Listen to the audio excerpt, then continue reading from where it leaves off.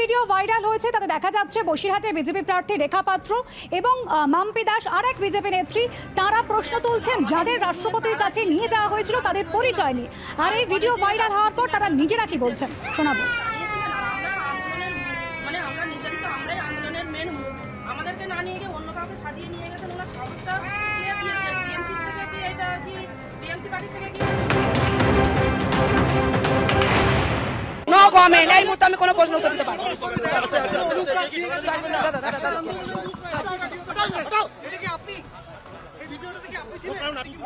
আমি এই মুহূর্তে আপনাদেরকে কিছু বলতে চাই না।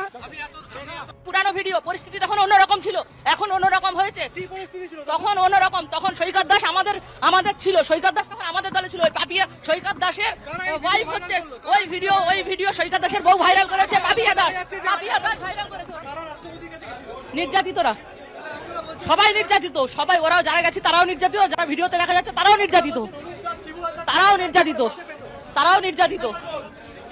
সবাই নির্যাতিত। বসিরহাটের বিজেপি প্রার্থী রেখা পাত্র সন্দেশখালীর আন্দোলনকারী হিসেবে যাদের রাষ্ট্রপতির কাছে নিয়ে যাওয়া হয়েছিল তাদের পরিচয় নিয়ে প্রশ্ন তুলছে বিজেপি প্রার্থী রেখা পাত্র ও আন্দোলনকারী মাম্পি দাস।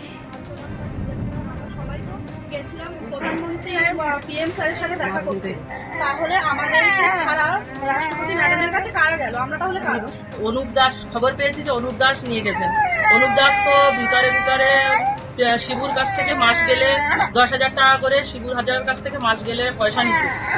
তাহলে ওনার সাথে খবর আছে যে পদ্মা মণ্ডলও গেছেন। তাহলে কি আমরা এটাই জানবো যে পদ্মা মণ্ডল টিএমসির? আমরা সংবাদ মাধ্যমের থেকে জানতে পারলাম যে রাষ্ট্রপতি ম্যাডামের কাছে সন্দেশখালীর কিছু নির্যাতিতা মহিলাকে নিয়ে যাওয়া হয়েছে। তাহলে আমরা কারা? আমরা তো সবাই সন্দেশখালীর আন্দোলন বা নির্যাতিতা, আমরা সবাই তো গেছিলাম প্রধানমন্ত্রী আর পিএম স্যারের সাথে দেখা করতে। তাহলে আমাদেরকে ছাড়া রাষ্ট্রপতি ম্যাডামের কাছে কারা গেল? আমরা তাহলে কারা? অনুপ দাস, খবর পেয়েছি যে অনুপ দাস নিয়ে গেছেন। অনুপ দাস তো ভিতরে শিবুর কাছ থেকে মাস গেলে 10,000 টাকা করে, শিবুর হাজারের কাছ থেকে মাস গেলে পয়সা নিত।